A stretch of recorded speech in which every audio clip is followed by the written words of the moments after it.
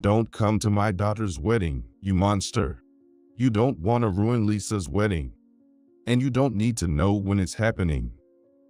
George got carried away and said such a thing. It was like when he didn't tell me about the school open day.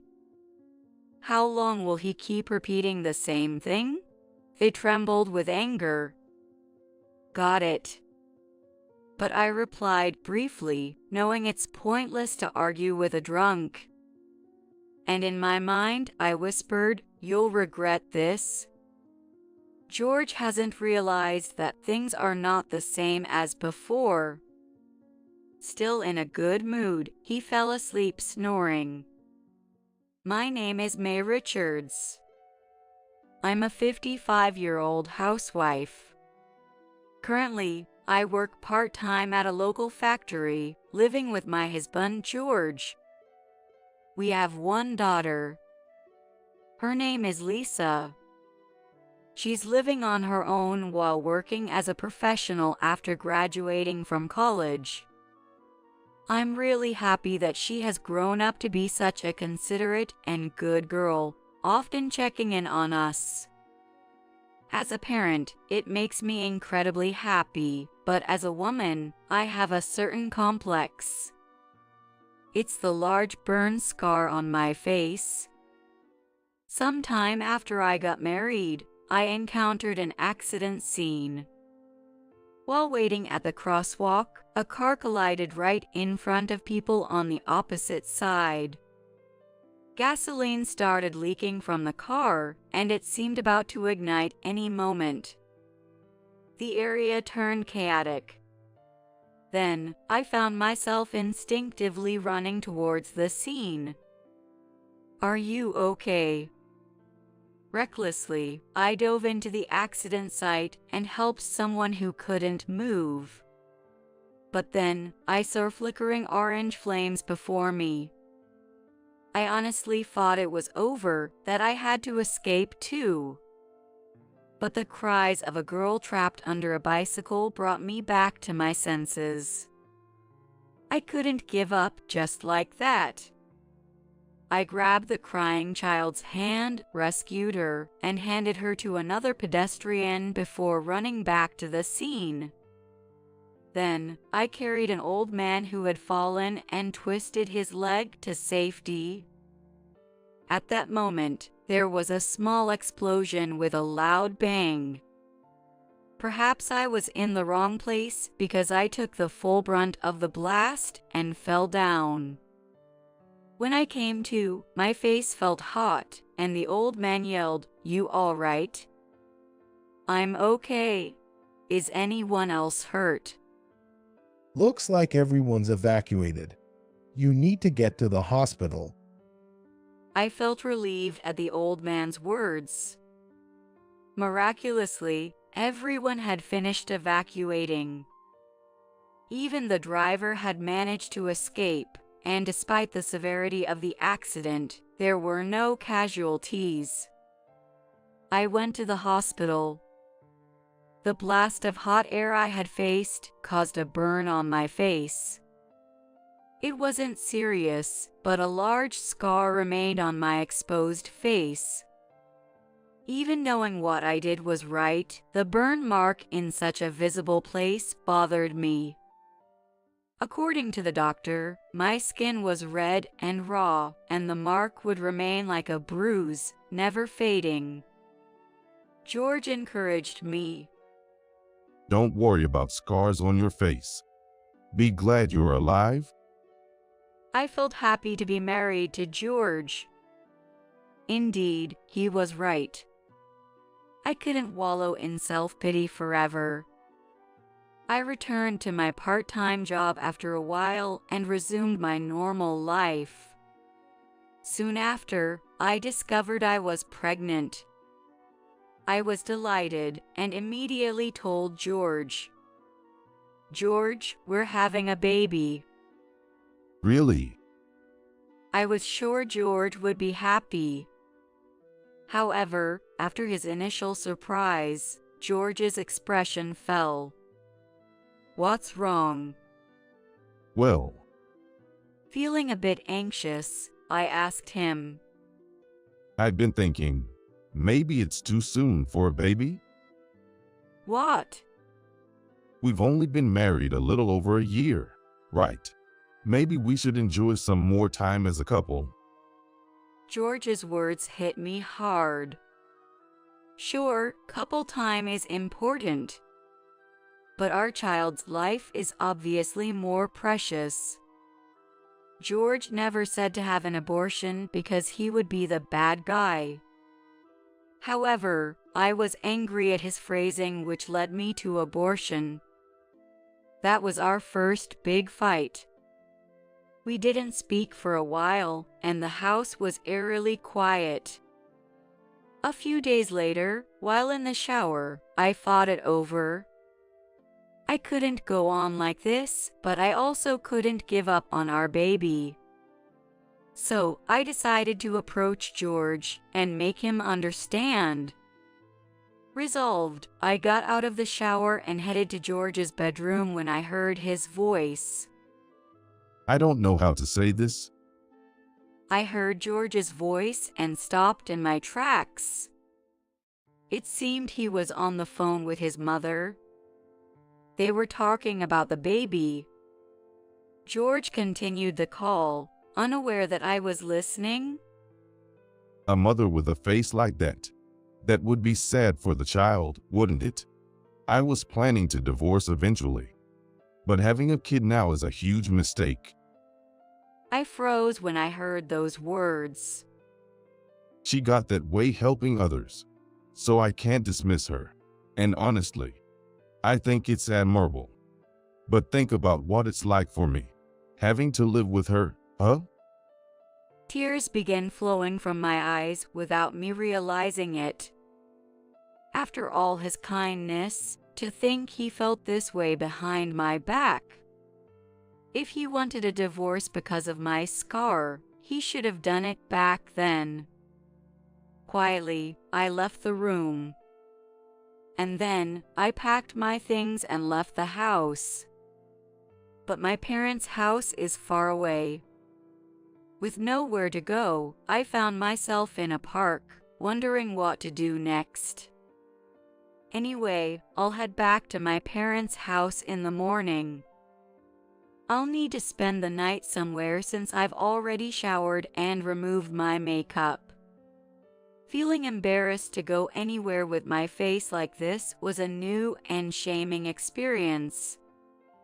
May. That's when I heard George's voice. He had noticed I left the house and came looking for me. Instinctively, I grabbed my bags and tried to flee, but he caught up quickly. What are you thinking, leaving the house at this hour?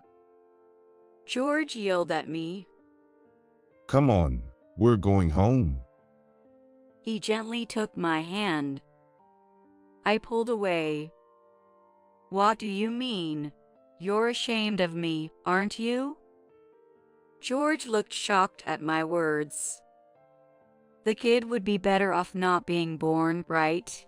If that's what you think, you should have just said so.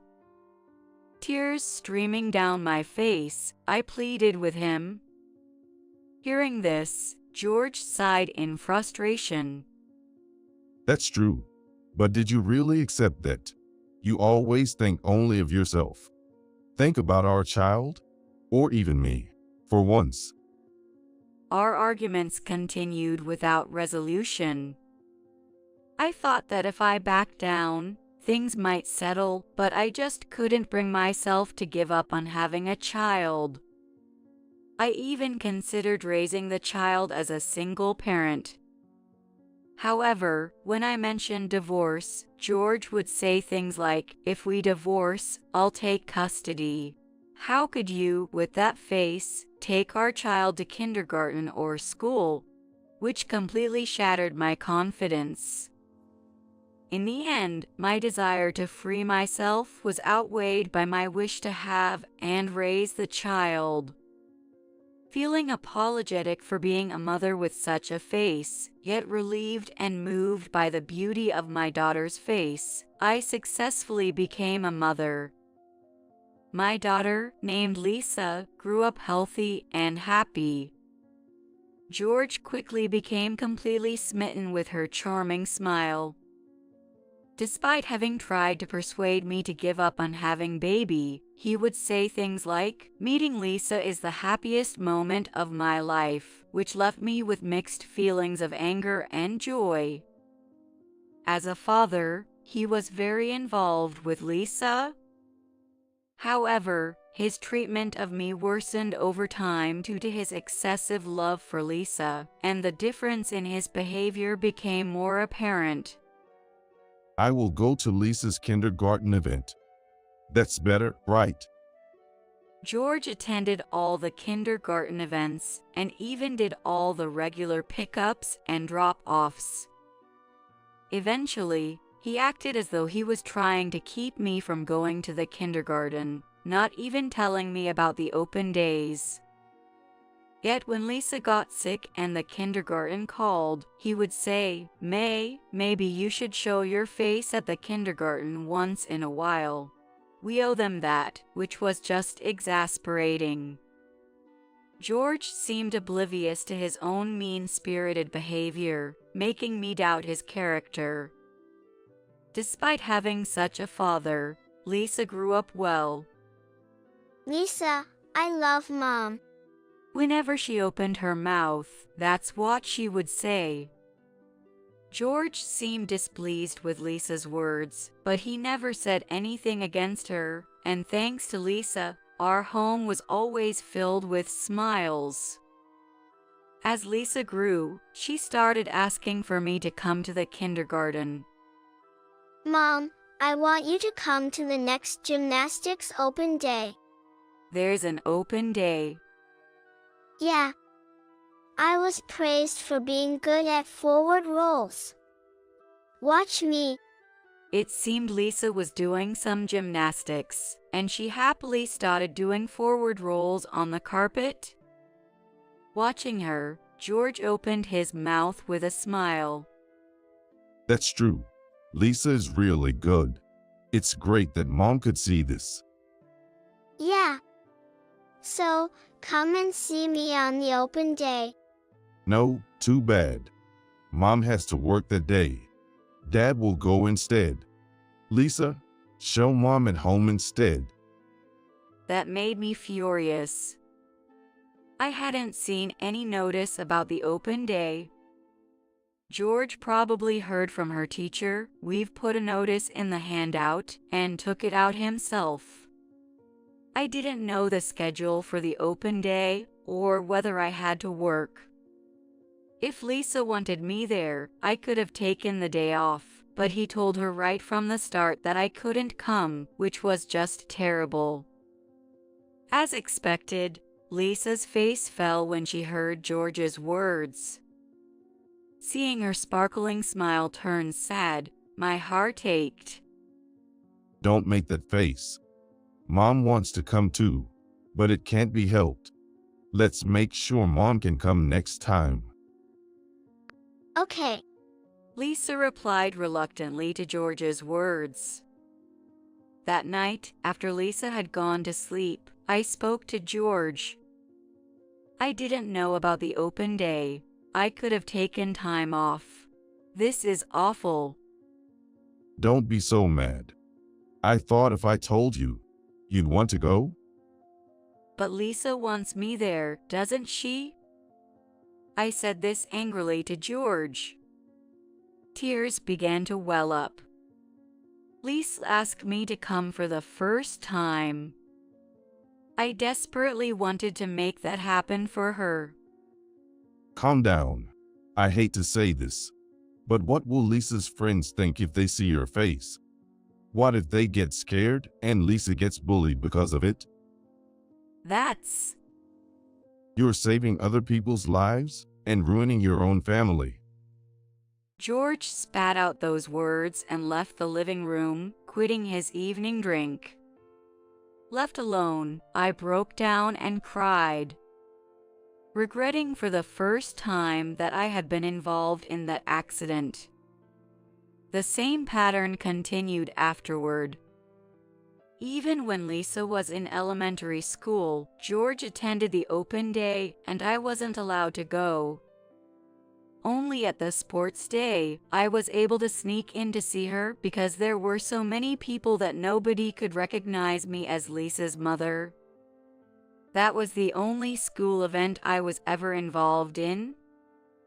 As she became a teenager, even George was told not to come by her, and ultimately, I couldn't properly watch her enjoy her school life. I resigned myself to thinking it was my fault.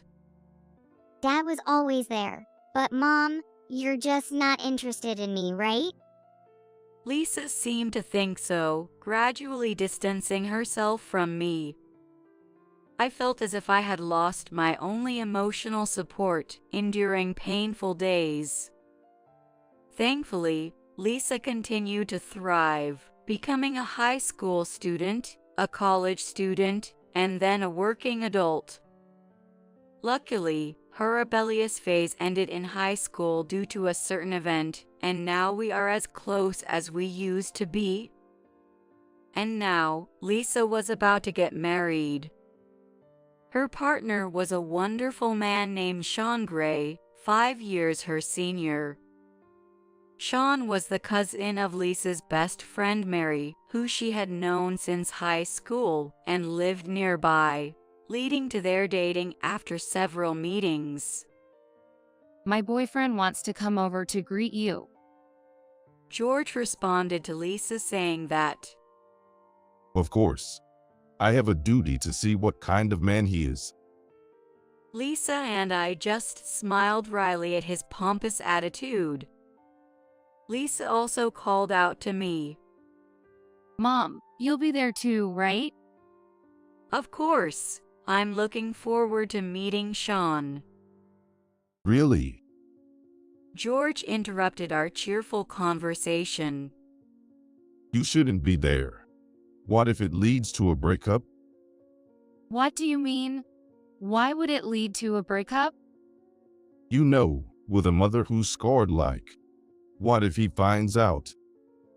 George was tough on me but timid when it came to Lisa. He still tried to keep me away from Lisa's boyfriend because he didn't want me out. I don't think that's the case. Lisa said to me in a hesitant voice, seeking reassurance. I wanted to meet Sean, but I thought if I insisted on my way now, it might upset George and cause problems during the marriage meeting. So I thought it best to stay silent and step back. I said to Lisa, "All right, I'll step aside then." Mom. Lisa's face fell just like it used to. But I smiled at her reassuringly, conveying that it would be okay. The meeting to introduce the families was a great success. George liked Sean, saying in his usual tactless way, "I'm glad Lisa's fiancé isn't some ugly, senseless jerk." He was in a very good mood. It seems Sean's parents also came along and even shared a drink together. George was happy throughout the evening. Perfect parents. And they seem to like me too. Now that Lisa is getting married, she won't be mistreated. It would be tough if she were the child of someone ugly and disgraceful. His comment included a sarcastic jab about it being good that they hadn't met me, which was quite unpleasant. It seems they even discussed the wedding plans. It was supposed to be just a greeting, but we managed a perfect meetup and even talked about the wedding. Oh, when is it? Don't come to your daughter's wedding, you monster. You don't want to ruin Lisa's wedding, do you? You don't need to know when it is. George got carried away and said such a thing. It was like when he didn't tell me about the school open day.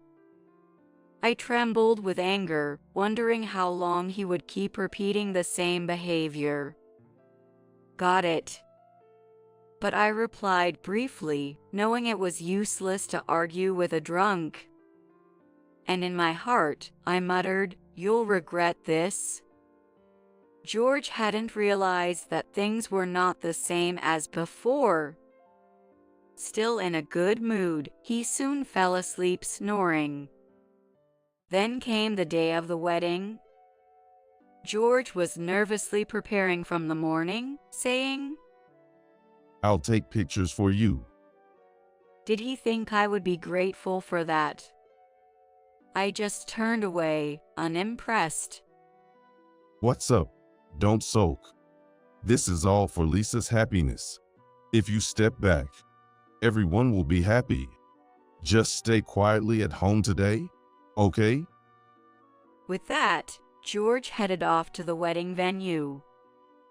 I watched him leave silently, but the idea of just staying home quietly as George suggested didn't sit right with me, so I headed out to a particular place. As I was nearing my destination, my phone rang. It was George. Probably to brag, I thought, as I sighed and put away my phone. But then, the phone kept ringing incessantly. It was too annoying for me. "Hello?" I answered with frustration as the calls wouldn't stop. On the other end, George was panicking. I listened intently, wondering what was going on. "Where are you? What are you doing right now?" "Why are you panicking? It's an important wedding day. Don't call me now." "Wait. Don't hang up. There's a big problem at the wedding." George said frantically. His rush confused me, and I frowned, asking for clarification. "What do you mean?" "Just come here quickly." I hung up the phone but started walking unhurriedly. Then I walked through the door of my destination. "Hi, May." "Mary, it's been a while." There was Lisa's best friend, Mary. "The wedding has started." Mary greeted me with a smile. Yes, this was the venue where Sean and Lisa's wedding was taking place. Lisa had told me, no matter what George says, make sure you come. If I didn't show up, Lisa's friend Mary had even promised to come and fetch me. That's why, no matter what George said, I had decided to come today. If I showed up, George might be embarrassed, but I didn't care anymore. If anything was said, I was ready to snap back. That was my mindset. And as I arrived at the venue with Mary and peeked into the hall, but I was surprised when I looked inside. There was George, right now in the spotlight. "What's happening?" When I asked, she pointed at Lisa with a smile. Lisa spoke through the microphone. Dad, explain to everyone why Mom isn't here, in your own words. "Well, I was taken aback by her words. "Mary, what's going on? What is this situation?" I asked Mary again. "Actually, Lisa has been planning this long before she even started dating Sean."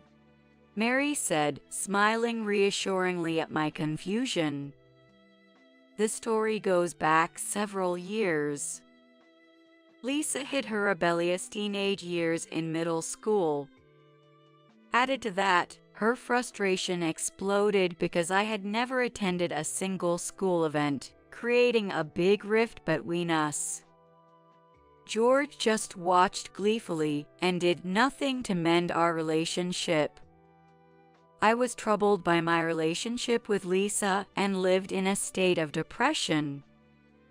However, a turning point came. When Lisa became a high school student, she said, "I want to bring a friend home." "A friend? Of course, your friends are welcome." They planned to study together from morning until evening. This was a first. However, while I was happy, I was also self-conscious about the scars on my face. But maybe it's better if I'm not at home? When I hinted at this, Lisa nonchalantly said, "It doesn't really matter." Encouraged by her words, I decided to go all out and prepare lunch and cake. Then the day arrived. Mary, this is my mom. The girl called Mary looked at my face and widened her eyes for a moment in surprise. I thought she was bothered by the scars, but I smiled kindly. "Mary, right. I'm Lisa's mom, May. We have similar names, don't we?" Yes, I'm Mary Murphy. Nice to meet you. Let's study. My room is this way. Lisa led a bewildered Mary to her room. Feeling I had made Lisa and Mary uncomfortable, I was disheartened.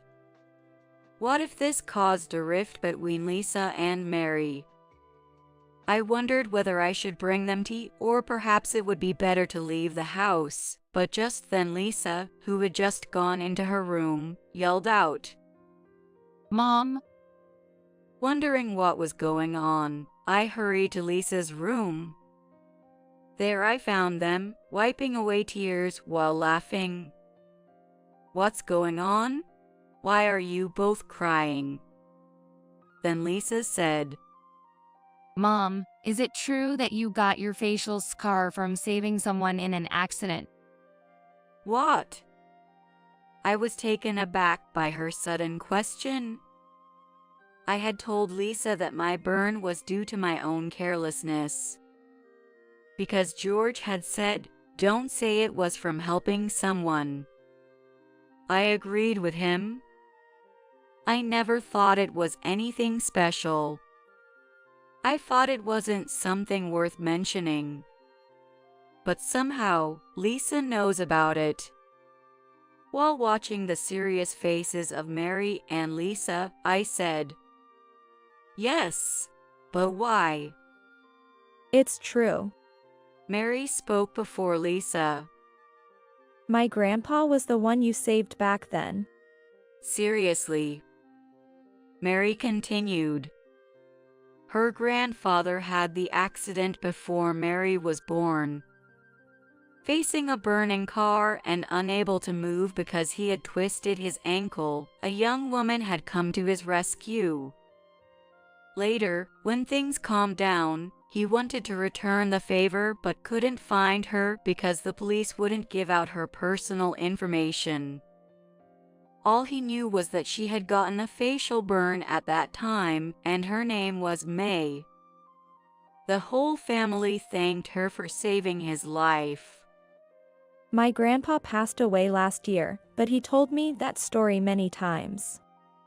I never imagined it was Lisa's mom. In our family, you're like a phantom hero. Mary said, wiping away tears. That's probably why she looked surprised and confused when she saw my name and scars. It was a miraculous meeting, and tears flowed from my eyes. I'm glad you became friends with Lisa. From then on, Lisa stopped keeping her distance from me. Mary frequently visited our home, and Lisa and I were also invited to Mary's home, where we all became close. Actually, I was already acquainted with Mary's cousin Sean and Sean's parents. I never expected Sean and Lisa to get married, but because of this connection, there was no reason for me to oppose their marriage. Later, Lisa realized that the reason I hadn't come to her kindergarten and school was because of George. Though he might have been a good father to her, she sensed from his words and actions that he was belittling me. Thinking she wouldn't be able to have me at her own wedding. With that in mind, Lisa hid a voice recorder in the living room. The recorder captured George mocking me, which infuriated Lisa. That's why she decided to play it during today's opening movie. George must have been in a frenzy when he saw it, which is why he called me in panic. And with the end of the phone call and the opening movie, I ended up in the spotlight. Well, George was shrinking in front of the accusatory stares of Lisa and the guests, sweating profusely. I always wanted Mom to come. I'm shocked to find out Dad has always been telling her not to. Lisa, I did it thinking of you. For me. Whoever asked you to do that? Lisa exploded in anger, yelling at George. Lisa, calm down, okay? Today is your wedding day. June and all of Sean's relatives are here, too. George said, forcing a smile. At that moment, Sean's father stood up. Is what Lisa's saying true? We were told May couldn't join because she was sick. It's true, she had a cold. And even today, she's got a stomachache. She always falls ill at crucial times. Just then, May, let's go. Mary grabbed my hand and led me into the venue. Though I was pulled in, I walked proudly behind her. Mom? Lisa saw me and smiled happily. Why are you?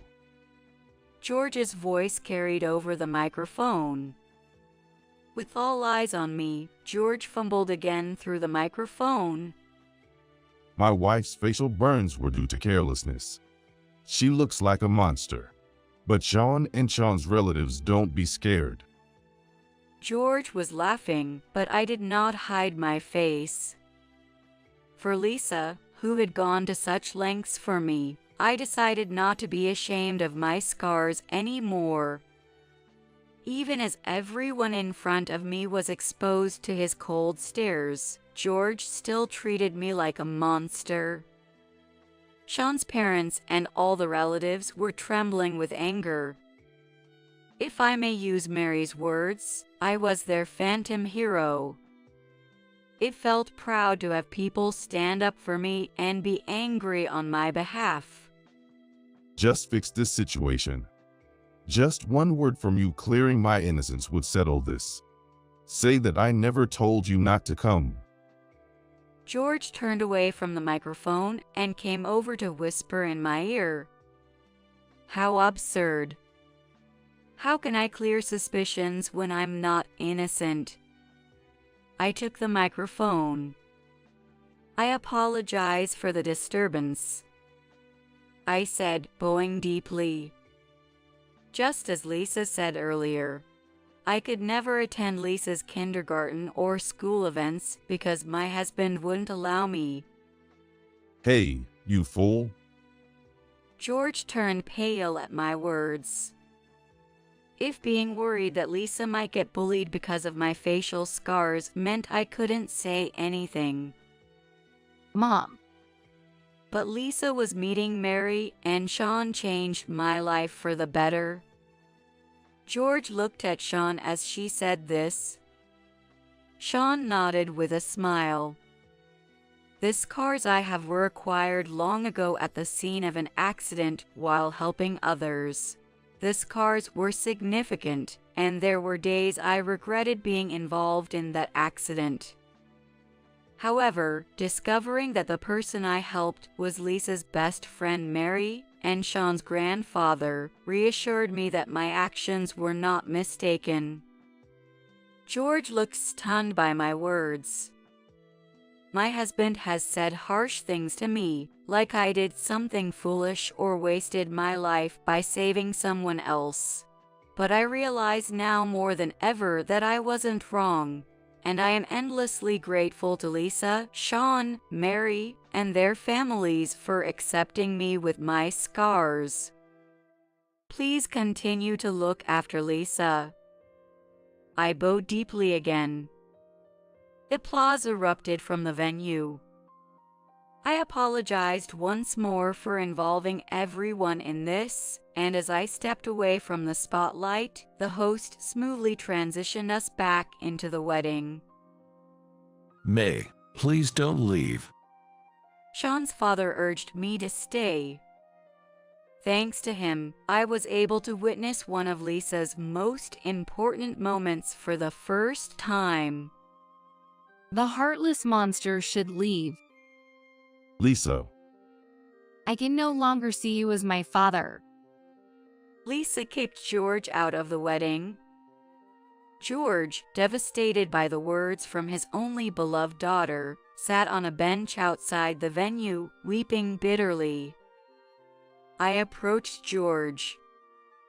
Do you now understand how it feels to be told not to attend your daughter's important events? I thought it would lead to some reflection, but George's response was far from what I expected. it's a wedding. Don't equate it with past the open days. It was a complete misdirect of his anger. Hearing this, I was appalled by George's lack of remorse.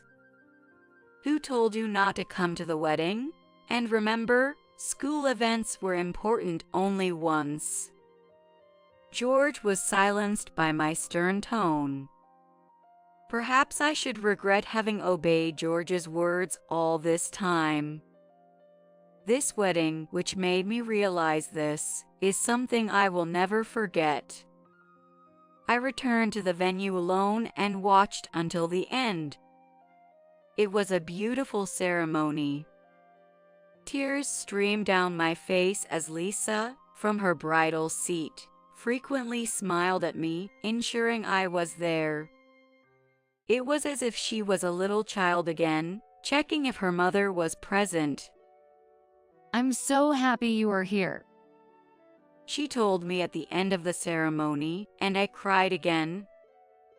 I must have made her feel lonely so many times.